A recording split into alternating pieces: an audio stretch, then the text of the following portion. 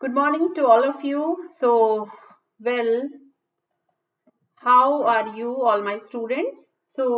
We shall start from Unit 4. Other 3 units already has been completed either by lecture notes or by some videos which I have sent already on the Google Classroom. So now we are going to start Unit 4. However, in Unit 3, existence and uniqueness problem is still remaining. तो उसकी भी मैं आपको video भेजूंगी. इसके अलावा अगर आपको लगता है कि यूनिट 2 और यूनिट 3 में किसी प्रॉब्लम्स पे आपको डाउट है, किसी कॉन्सेप्ट पे डाउट है, तो भी आप मुझे लिख के पूछ सकते हैं और यहीं आप दे दीजिएगा कमेंट बॉक्स में लिख के कि वहां की कोई अगर आपको डाउट रह जाती है, so I shall provide you another video on that concept. तो चलिए अब हम स्टार्ट करते हैं linear differential equation of second order. ठीक है, तो लीनियर के लिए मैं बता चुकी हूँ ऑलरेडी कि आपको पता है डिफरेंशियल इक्वेशन है हमारे पास, तो d2y/dx2 होगा क्योंकि सेकंड ऑर्डर में है. इससे ज्यादा ऊपर इसका डेरिवेटिव का ऑर्डर नहीं जाएगा. क्लियर हो गई बात? तो और लीनियरिटी डिस्टर्ब नहीं होगी, वो भी आपको पता है कि y इंटू dy/dx नहीं होगा, dy/dx की कोई पावर नहीं होगी, and all the things which are coming into the definition of linearity will not be there. So let us first know what is the standard form of linear differential equation of second order. यहाँ पर differential word रहता है क्योंकि linear equation ही differential equation की बात कर रहे हैं. That is d2y/dx2. Second order derivative आना चाहिए क्योंकि सेकेंड ऑर्डर की बात कर रहे हैं आप. p dy/dx q into y is equals to r. Okay, तो देखिए क्या कहा गया है, p q एंड r या तो होंगे कांस्टेंट या होंगे x. तो जैसा कि मैं आपको एक एग्जांपल दे देती हूँ, कैसे दिखेगी आपको, d2y/dx2 plus y is equals to 0. ऐसी भी पढ़ी होगी, r0 भी तो हो सकता है, कांस्टेंट की भी बात कर रहे हैं ना. तो यहाँ पर क्या हो गया, p भी 0, q is equals to 1 and r is equals to 0. ऐसी इक्वेशन आपने बहुत सॉल्व की है. Immediately you will find out the solution. क्या होगा सॉल्यूशन, CF और PI से निकाल देते हैं ना. इसका जब हम CF निकालेंगे, क्योंकि ये होमोजीनियस है, राइट साइड 0 है, तो CF बराबर y is equals to CF is the only solution क्योंकि होमोजीनियस है. ठीक है ना, तो ऐसे सॉल्यूशन निकाल लेंगे. और CF कैसे निकलेगा, फॉर CF कैसे निकलता है, उसके लिए आप ऑक्सिलरी इक्वेशन बनाएंगे. वो क्या होगी, m² plus 1 is equals to 0. So m के क्या रूट आ गए, प्लस माइनस i. तो आप CF कैसे लिखते हैं, C1 cos x plus C2 sin x. दो ऑर्डर की है तो दो आएंगे. So y is equals to C1 cos x plus C2 sin x. ये इसका सॉल्यूशन हो गया. अब देखिए, निकाल लिया ना आपने सेकंड ऑर्डर का. तो ये हुआ कांस्टेंट वाला मेथड. ये हमने जो ऑलरेडी यूनिट 2 में किया है जब कांस्टेंट होते हैं. ठीक है, तो ये यूनिट 2 का पार्ट था. ओके, नाउ अब हम यूनिट 4 में हैं. तो अब क्या है हमारे पास प्रॉब्लम कि ये फंक्शन x के भी हो सकते हैं. x वाला मेथड भी हमने कराया, जब x is equal to e की पावर z पुट कर लेते तो z में उसे कांस्टेंट कोएफिशिएंट में आप कन्वर्ट कर लेते थे. लेकिन अब हम जो मेथड पढ़ने जा रहे हैं इस यूनिट में, इसका मतलब वो पिछले वाले मेथड यहाँ एप्लीकेबल नहीं थे, या इस मेथड से भी आप उसको कर सकते हो क्योंकि आपको तो क्वेश्चन करना है. तो एक बात ये भी बता चुकी हूँ मैं एग्जैक्ट के केस में भी कि वो दो तरीके से सॉल्व हो सकती है. तो ऐसे डिफरेंशियल इक्वेशन का कोई यूनिक मेथड नहीं होता, पर जो आपके माइंड पे स्ट्राइक कर जाए उस time that is the best method to tackle the question. Okay, चलिए, तो अब हम मेथड कौन सा पढ़ेंगे, ये तो हुआ कांस्टेंट कोफिशिएंट। नेक्स्ट है, अब मैं एक एग्जांपल दे देती हूँ आपको वेरिएबल कोफिशिएंट वाला। d2y by dx2 minus cot x into y is equal to 0। अब ऐसा हो जाए तो देखिए, आपको ऐसा तो है नहीं कि cot x इज कांस्टेंट, कोई कांस्टेंट नहीं है, तो यहाँ पर जो q की वैल्यू है वो cot x हो गई, क्योंकि हमने क्या कंडीशन दी है, p q r या तो वो x के फंक्शन हो सकते हैं और x के कोई भी फंक्शन हो सकता है, या वो कांस्टेंट हो सकते हैं। तो कांस्टेंट वाला केस तो हमें पता ही था, जब सब कांस्टेंट हों, ऑल कांस्टेंट होंगे, तो वो यूनिट 2 में हम ऑलरेडी डील कर चुके हैं। अब हम डील कर रहे हैं जब फंक्शन ऑफ x हो, इनमें से कोई एक दो कांस्टेंट भी हो सकता है। तो अब हम such kind of differential equation we will deal, such kind of differential equation we shall deal, ऐसी डिफरेंशियल इक्वेशन को सॉल्व करेंगे अपन, ठीक है। नेक्स्ट, तो क्या मेथड है, मेथड है first method.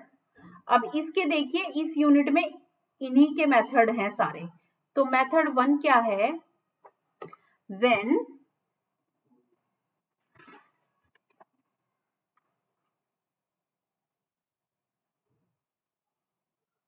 when one of the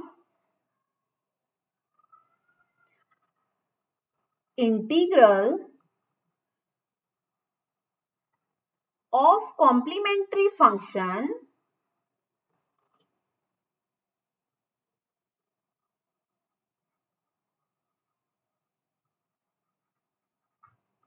complementary function is known,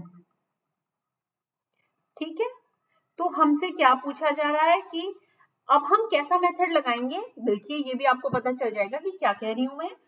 differential equation में आपको CF का एक पार्ट पता है, मतलब जैसे डिफरेंशियल इक्वेशन का जो सॉल्यूशन आने वाला है v इंटू सम फंक्शन में आने वाला है, ठीक है, और ये एफएक्स आपको पता है, तो आपका सॉल्यूशन v इंटू समथिंग आएगा, ठीक है। तो इसका मतलब है एक पार्ट नोन है सॉल्यूशन का, और उसकी हेल्प से हम पूरा सॉल्यूशन निकालना चाहते हैं, ठीक है। तो चलिए, means part of solution is known, ठीक है। अब वो पार्ट कैसे नोन होगा, चलिए पहले मैंने मान लेती हूँ, क्योंकि मेथड हमें बताना है। डिफरेंशियल इक्वेशन कैसी थी, d2y by dx2 plus p dy by dx, ध्यान रखिएगा ये स्टैंडर्ड pq रहेंगे। सो अब आप इन्हें pqr से जान लीजिएगा कि राइट साइड वाला r है, q के साथ, जो q किसके साथ वाला कोफिशिएंट है, y के, और p डेरिवेटिव का कोफिशिएंट है, ठीक है। तो अब हमें पता है कि हमें सॉल्यूशन ऐसा मिलने वाला है।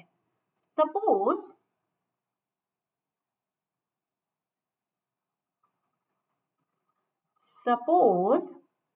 y1 is a part of CF। अब इस y1 को निकालने का मेथड मैं नेक्स्ट पेज पे बताऊंगी, पर अभी हमें पहले सीखना है कि जब पार्ट नोन है तो सॉल्व कैसे करें, वो स्टेप बता रही हूँ कि क्वेश्चन कैसे टैकल करना है।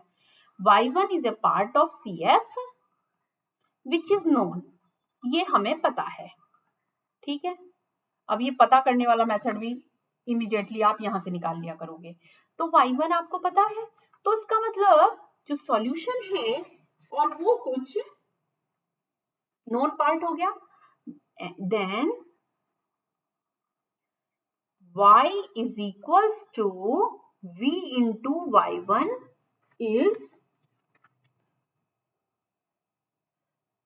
is a कंप्लीट सॉल्यूशन, क्योंकि आपने ये कहा था कि जो कंप्लीट सॉल्यूशन। अब आप ये कहना चाहते हो, देखिए जब आप CF और PI वाले मेथड से सॉल्व कर रहे थे तो CF को आप सम करते थे PI के अंदर, लेकिन आपने कहा है integral of complementary function is known, इसका मतलब वो पूरा का पूरा, क्योंकि डिफरेंशियल इक्वेशन क्या है, डेरिवेटिव से, और इंटीग्रल नोन है, इसका मतलब एक इंटीग्रेशन पार्ट वाला वो नोन है। तो अब आपके पास क्या हो गया, दो ऑर्डर की डिफरेंशियल इक्वेशन थी, एक इंटीग्रल नोन है, तो एक ही बार तो करना पड़ेगा आप डिफरेंशिएशन, ठीक है। तो y is equals to vy1 is a complete solution। अब क्या करेंगे आप, जब आपको ये पता ही चल गया कि अब ये सॉल्यूशन होना चाहिए, जब पार्ट ऑफ CF है, तो इसे रख दीजिए यहाँ डिफरेंशियल इक्वेशन में वैल्यूज को। तो इससे देखिए dy by dx क्या आएगा, v dy1 upon dx plus y1 dv over into dx। और एक बार और डिफरेंशिएशन कर लीजिए, तब क्या आएगा, d2y by dx2 is equals to v d2y1 over dx2 plus dy1 into dx1 into dv over dx, पहले वाले पार्ट का कर दिया आपने, प्रोडक्ट रूल से डिफरेंशिएशन करेंगे, plus dy1 into dx into dv over dx, देखिए पहले वाले का डिफरेंशिएशन दूसरे को एज इट इज, प्लस दूसरे वाले को एज इट इज पहले वाले का डिफरेंशिएशन, ठीक है। अब ये पूरी वैल्यू उठा के हमने, ये सपोज करिए इक्वेशन 1 तो हमें गिवन थी, इक्वेशन 2 और 3 की पूरी वैल्यूज उठा के 1 में रख दीजिए। Put the values of 2 and 3 in 1 we get। अब जो पूरा सॉल्व करके लाएंगे आप, तो मैं एक जनरल फॉर्म ही लिख देती हूँ, क्योंकि इसको हमें बहुत ज्यादा ये नहीं करना हर बार, क्योंकि अब आप क्या करेंगे, हर बार के लिए आपके लिए फॉर्मूला सेट हो जाएगा। That's what I have did this calculation. वो बन जाएगा d2v ओवर dx2, देख रहे हैं ना आप कि v का अब सेकेंड टाइम डेरिवेटिव आ गया, d2v पर dx2 plus p plus 2 upon y1, हमने y1 कॉमन लेके कट कर दिया है, dy y1 over dx into dv by dx। इसे बनाने का क्या पर्पस है ये भी मैं बताऊंगी, r अपॉन y1। आपने क्या किया, इस y1 बाहर आया था ना, क्योंकि y1 इसके साथ है, तो y1 को पूरे इक्वेशन को डिवाइड कर दिया। अब इस फॉर्मूले को याद रख लीजिए कि जब ये इक्वेशन का सब्स्टिट्यूशन करते हैं ना हम इस मेथड में, तो आपको ये फाइनल मिल जाती है। और मैं इसको एक बार कलर चेंज करके भी थोड़ा सा हाइलाइटर यूज कर लेते हैं, ठीक है। तो आपको याद रहेगा कि आपको अब फाइनली किसके साथ कैलकुलेशन करनी है। इक्वेशन ये 4 बन गई है अब आपके पास, ठीक है। ठीक, इस इक्वेशन 4 को याद रखिएगा, ठीक है। मैंने हाईलाइट कर दिया है इसीलिए, so that you will remain. अब आपने देख रहे हैं d2y ओवर dx2, आप कहेंगे मैडम इसका क्या फायदा हुआ, अभी बताते हैं इसका क्या फायदा हुआ। अब ये देखिए मैं dv, ये तो हुआ स्टेप 1 मेथड 1 में, सबसे पहले स्टेप में तो आपने ये कर लिया। अब स्टेप 2 में वर्बली बता देती हूँ कि स्टेप 2 में अब आप ये देखिए dv बाई dx है, ये dv बाई dx है और ये इसका सेकेंड डेरिवेटिव है। आप dv बाई dx को कोई z समझ लेना, और ये dz बाई dx ये फर्स्ट ऑर्डर की डिफरेंशियल इक्वेशन बन गई, और फर्स्ट ऑर्डर की लीनियर डिफरेंशियल इक्वेशन बन गई।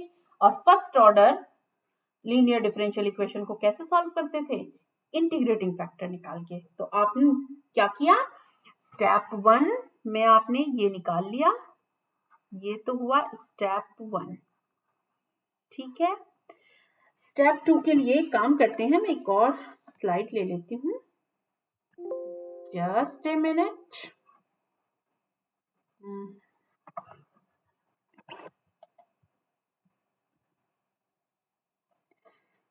तो आपको स्टेप 2 भी मैं वहीं लिख के बता देती हूँ।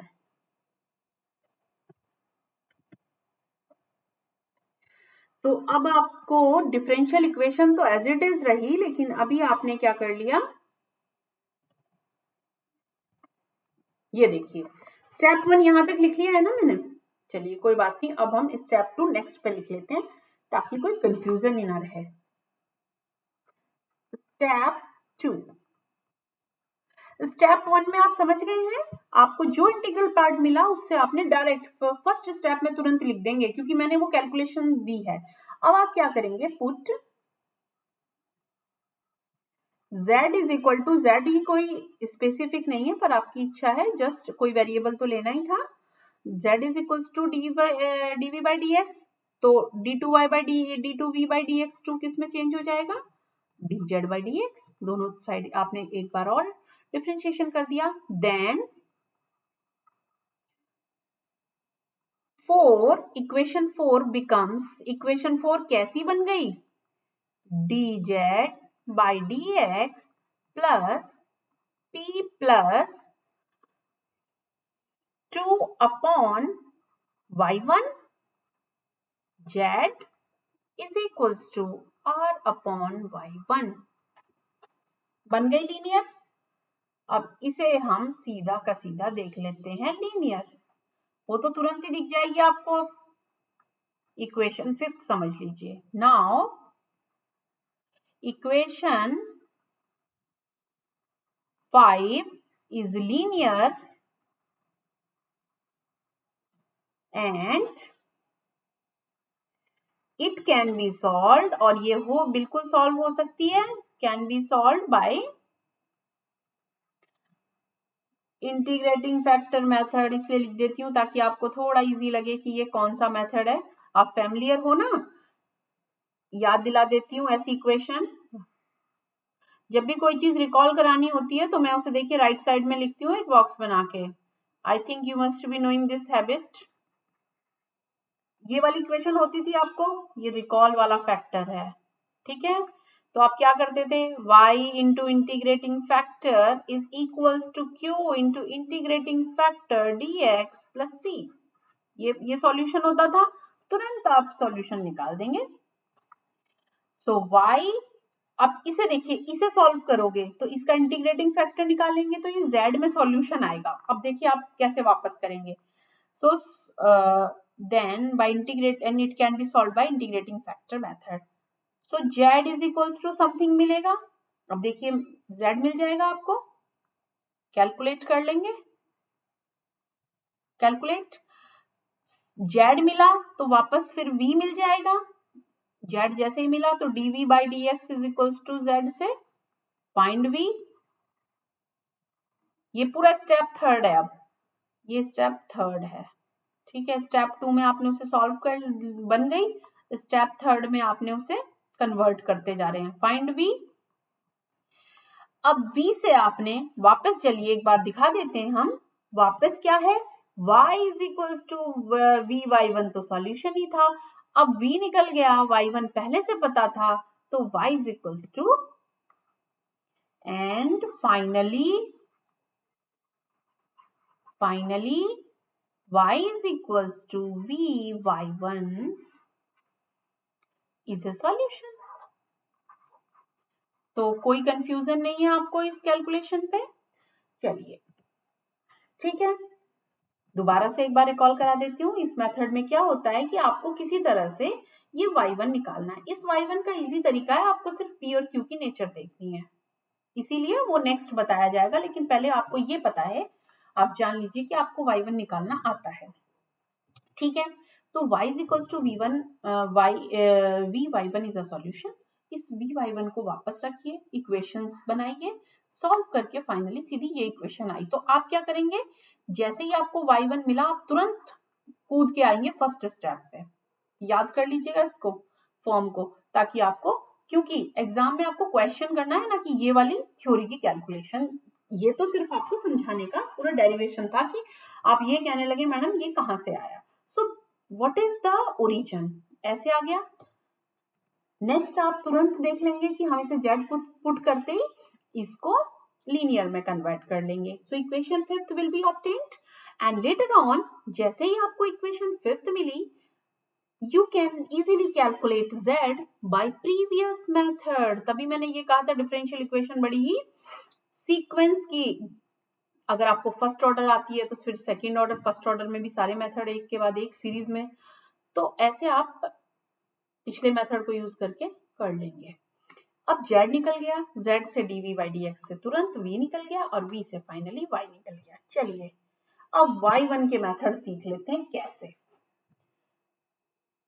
ये डिफरेंशियल इक्वेशन हमें पता थी, तो हम कहेंगे p भी पता है, q भी पता है, कॉम्प्लीमेंट्री फंक्शन की बात चल रही है, तो कॉम्प्लीमेंट्री फंक्शन का पार्ट e की पावर x कैसे होगा, क्योंकि देखिए कॉम्प्लीमेंट्री फंक्शन होमोजीनियस का ही बनाते थे, आप तो राइट साइड कर दिया आपने 0।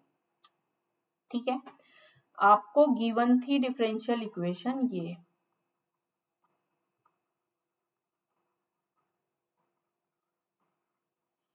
क्योंकि आप CF की बात कर रहे हैं, कॉम्प्लीमेंट्री फंक्शन की बात कर रहे हैं, तो आप यहां से मतलब रखेंगे। ठीक है, 0 से होती तो थी ये R था, लेकिन आपको अभी एज्यूम करना है होमोजीनियस। ठीक है, ओके, तो आप y1 ढूंढने की सर्च में क्या करेंगे, p q देख लीजिए। तो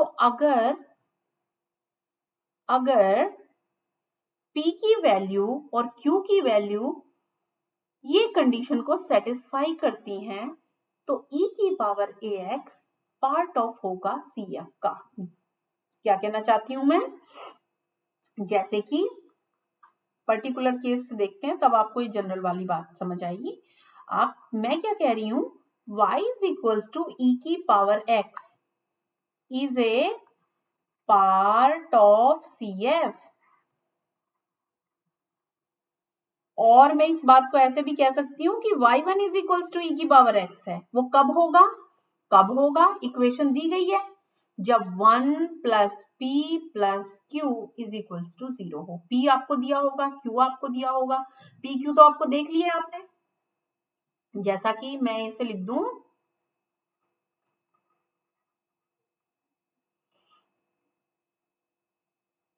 1 plus p plus q। Okay, 1 में एक काम करते हैं, इसको माइनस ही लिख लेते हैं और dy by dx लिख देते हैं। सपोज करो अभी छोटी सी इक्वेशन है ये, -1 दे दिया हमने, तो p की वैल्यू कितनी है, -1, p is equals to -1, 1 plus p कर लिया आपने, 0 हो गया, और q तो पहले ही 0 है इसमें। सपोज करो ये डिफरेंशियल इक्वेशन थी, तो p में एक 1 ऐड करते ही 1 plus p is equals to 0 हो गया ना, तो 1 प्लस p प्लस q 0 करना है, q तो ऑलरेडी 0 है तो 0 ही रहेगा वो।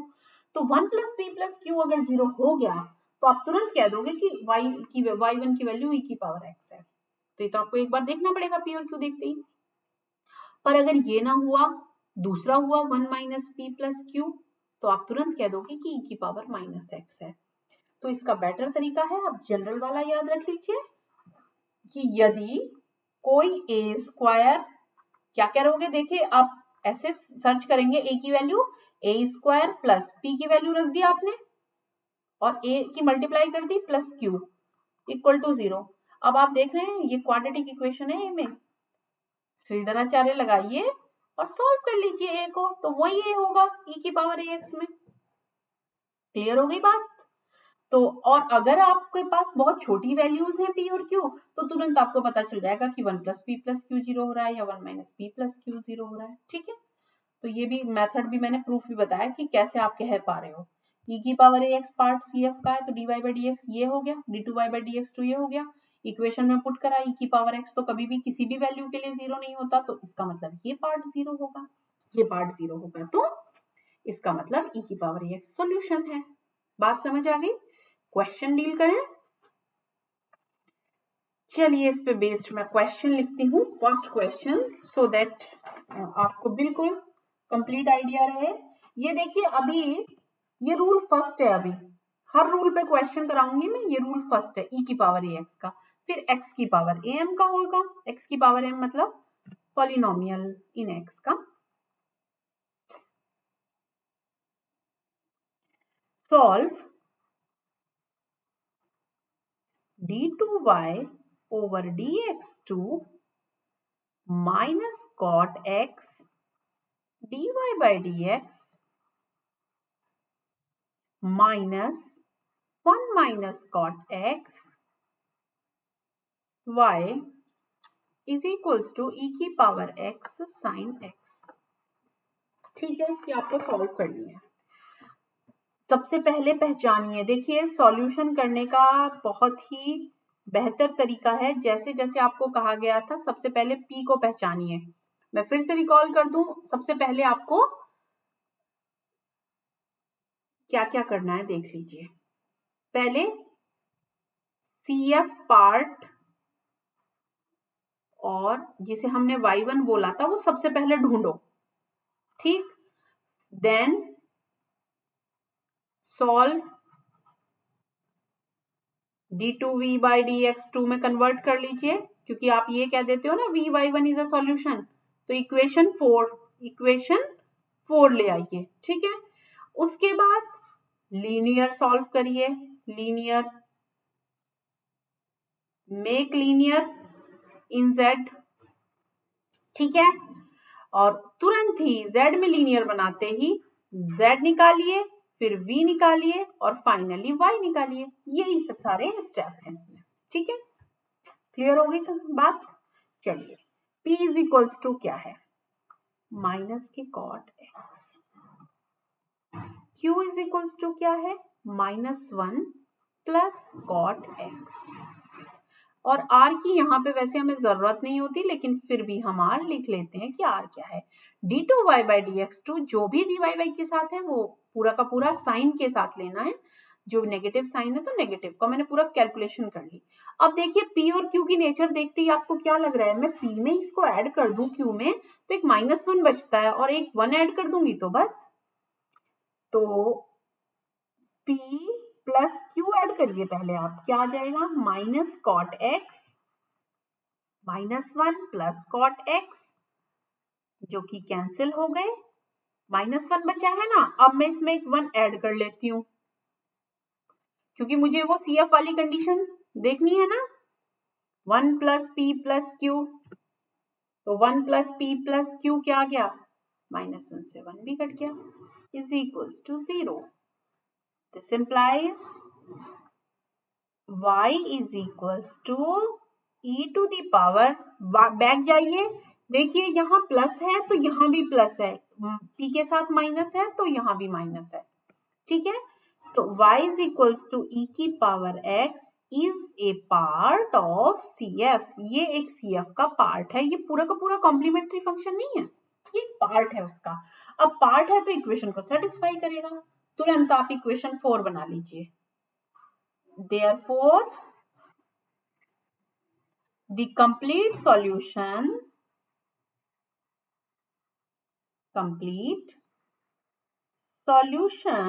is y is equals to v into e की power x।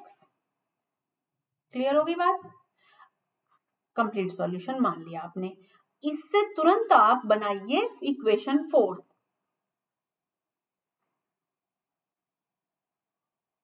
Now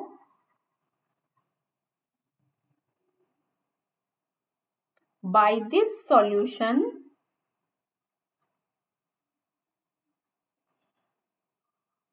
our given differential equation will be converted, क्योंकि ये हमने सब पूरी कैलकुलेशन करी, तो आप इतनी सी बात लिख दीजिए कि हमने जैसे ये सॉल्यूशन मिला और अगर हम इसका यूज करेंगे तो हमारी डिफरेंशियल इक्वेशन कन्वर्ट हो जाएगी d2v by dx2 plus p की वैल्यू क्या है, माइनस के कॉट x। मैं वापस एक बार दिखा देती हूँ, ये वाली इक्वेशन याद रखिएगा, d2v by dx2 plus p plus 2/y1। y1 मतलब अब तो हमें पता है ना y1 बराबर e की पावर x है, इसे ऐसे लिख लो, that is y1 is equals to e की पावर x। तो आपको याद भी रहेगा कि ये y1 आया है। माइनस के cot x plus 2 upon y1 की वैल्यू कितनी थी, e की power x, dv by dx is equals to r upon y1। r की वैल्यू कितनी थी, ये अपॉन e की पावर x। अब चलिए सॉल्व कर लेते हैं नेक्स्ट स्टेप में इसे। क्या बन गई है, d2v ओवर dx2 प्लस, अब देखिए 2 अपॉन, एक सेकेंड, 2 अपॉन e की पावर x। एक सेकेंड बेटा, यहाँ पे भी ना dy बाई ये एक e की पावर x और आएगा, क्योंकि dy by dy1 upon dx भी तो होता है ये वाला। तो dy1 अपॉन dx1 e की पावर x पे कोई फर्क नहीं पड़ेगा, तो वो e की पावर x ही आएगा। तो ये e की पावर x dx, तो आंसर क्या आया, 2 minus cot x dv by dx is equals to, और देखिए ये भी कैंसिल हो जाएंगे, ये भी कैंसिल इससे और ये इससे कैंसिल, तो क्या आ गया, साइन x। अब आप देख रहे हैं ये हमारी इक्वेशन एक्चुअली फोर्थ बनी है, ठीक है। तो अब आपको पता चल गया, अब हमें इसे सॉल्व करना है और v निकालना है। नाउ ये स्टेप 1 आपने पूरा सॉल्व कर लिया, स्टेप 2 में आप इसे सॉल्व करेंगे। Now put z is equals to dv by dx and dz dz over dx is equals to d2y by d2v by dx2। ठीक है, ये पुट कर दीजिए। जस्ट लेट मी सी, अभी तो हमने इक्वेशनों को नाम ही नहीं दिए, इस इक्वेशन में पुट कर दीजिए, ठीक है। तो क्या बन गया, dz by dx plus 2 minus cot x into z is equals to sine x. ठीक है, तो ये इक्वेशन, अब हमें ये एक्चुअली पूरा काम अब आपको इस इक्वेशन पे सॉल्व करना है। अभी तक तो आपने एक तरह से कुछ सॉल्व ही नहीं किया ना, आप इसको सिर्फ बड़ी इक्वेशन को, इतनी बड़ी सी इक्वेशन को सॉल्व करते करते सिंप्लीफाई किया है, उसे छोटा बनाया है, 1 डिग्री की बना ली।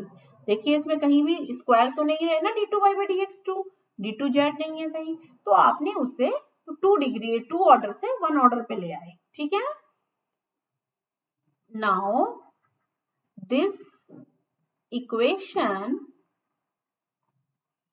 is linear differential equation of first order। First order है तो फर्स्ट ऑर्डर का मेथड पता ही है हमें, फिर से रिकॉल कर लीजिए वही बात। क्या होता है, अगर dy by d x plus p y equals to q हो तो आप करते थे ना, y into integrating factor is equals to q into integrating factor dx plus c, ये होता है ना सॉल्यूशन। तो इसका सॉल्यूशन कैसा होगा, सबसे पहले इंटीग्रेटिंग फैक्टर देख लेते हैं। इंटीग्रेटिंग फैक्टर क्या होगा, e to the power integration 2 minus cot x dx, ठीक है। तो जरा इसे ले जाइए, 2x हो जाएगा equals to e to the power 2dx into, देखिए e की पावर में है तो मैं ऐसे लिख लेती हूँ,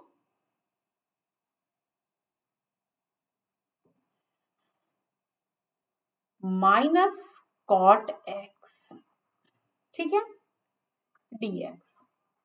अब देखिए कॉट x को लिख सकते हो cos x upon sine x, तो ये हो जाएगा e की पावर 2x इंटू e की पावर, इसे e की पावर cot x का होता है log sin x, क्योंकि माइनस में है तो माइनस वैसे डाइल्यूट हो जाएगा, तो log sin x क्योंकि आप देखिए कॉट एक्स को क्या लिख लोगे आप, cos x upon sine x, और dx है ये, cos x को t मानोगे तो सॉरी sin x को t मानोगे, cos x dx is equal to dt हो जाएगा। sin x का डिफरेंशिएशन तो एक सेकेंड, ओ सॉरी ये ठीक है, ठीक है, तो माइनस लॉग साइन एक्स, तो e की पावर, अब e की पावर से लॉग खत्म हो जाएगा तो ये क्या हो रह जाएगा 1 अपॉन साइन एक्स। तो चलिए हम लिख देते हैं this implies e to the power cos x if जो आया e की पावर x इंटू e की power minus log sine x, और log से e कैंसिल हो जाएगा तो इसको आप लिख लीजिए इंटू 1 अपॉन साइन एक्स, क्योंकि साइन एक्स का होल पावर -1 हो जाएगी ना, तो 1 अपॉन साइन एक्स हो जाएगा। ठीक है, तो ये आया आपका इंटीग्रेटिंग फैक्टर।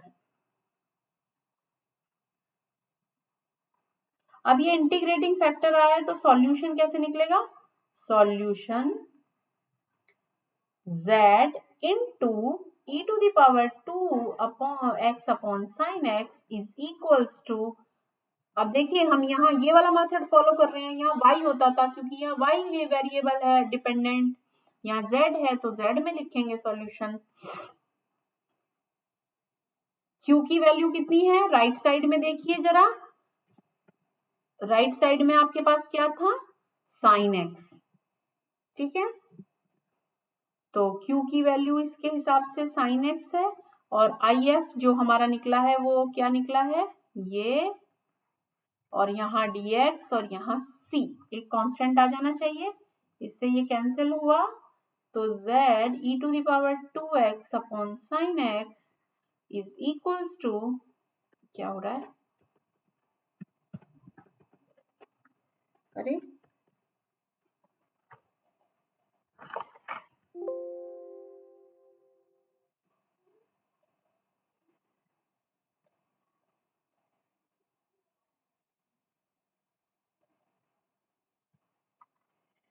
मुझे लगता है कुछ पेन में गड़बड़ हो जाती है बीच में, e की पावर 2x, अब इंटीग्रेशन करेंगे e की पावर x का, e की पावर x रहता है लेकिन ये जो कांस्टेंट है 2x को t माना होगा तो 1/2 भी आ जाएगा साथ में, प्लस c, ठीक है। अब आपकी इच्छा है, चाहे आप इसे और सिंप्लीफाई करना चाहते हैं तो z को और सिंपल फॉर्म में लिख लीजिए, तो z इज इक्वल्स टू, क्योंकि z is equals to 1/2 sine x plus c sine x into e की पावर -2x, ये आ गया आपका z। अब आप जरा बैक जाइए, देखिए क्या बताया था आपको, ये सॉल्व करनी है, ये लीनियर बन जाएगी, लीनियर को आईएफ मेथड से z कैलकुलेट कर लो, अब z dv by dx is equal to z रखते ही v निकल जाएगा, ठीक है। स्टेप 3 में चल रहे हैं हम, now dv by dx is equal to z use कर लीजिए आप, ठीक है, तो z की वैल्यू रख दीजिए यहाँ, dv by dx is equals to, देख लेते हैं 1/2 sine x, 1/2 sine x plus c e to the power -2x sine x, z की वैल्यू वापस रख दी यहाँ। अब integrating both side, integrating both side we get, क्या क्या मिलेगा आपको, v इज इक्वल्स टू, इसका इंटीग्रेशन करेंगे साइन x का माइनस कॉस x, ठीक है, प्लस c, अब एक काम कर लेते हैं, जस्ट हम थोड़ा सा, just a minute,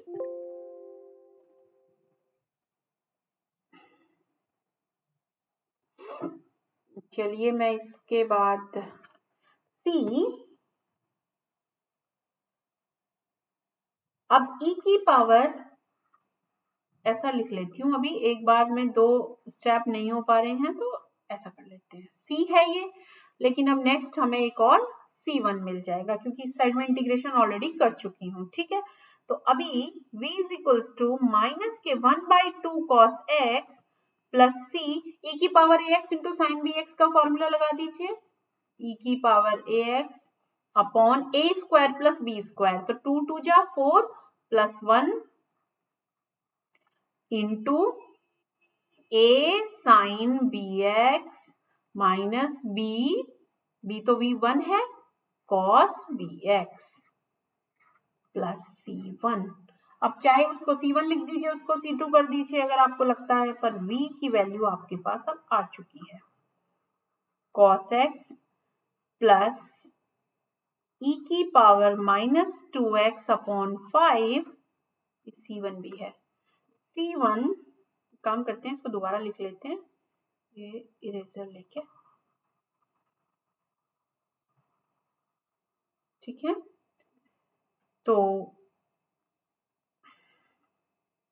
v is equals to -1/2 cos x, फिर ये माइनस प्लस -2, ये काम करते हैं, इसको तो ऐसे ही रहने देते हैं, तो गड़बड़ हो जाएगी, वरना हम पूरे में इसे कहाँ फैलाएंगे।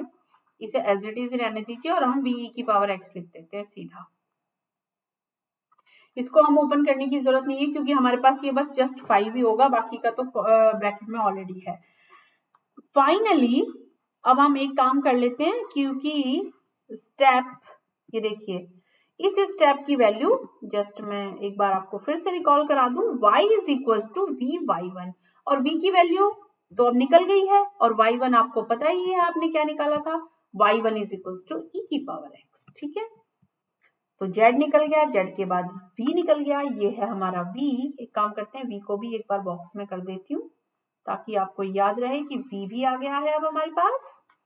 So finally y is equals to v/y1। ठीक है, तो नेक्स्ट में लिख देती हूँ, याद तो रहेगा ना ये हमें, y is equals to 1/2 minus 1/2 cos x, लेकिन e की पावर x की मल्टीप्लाई करनी है अब आपको, बाहर करते हैं, e की पावर माइनस प्लस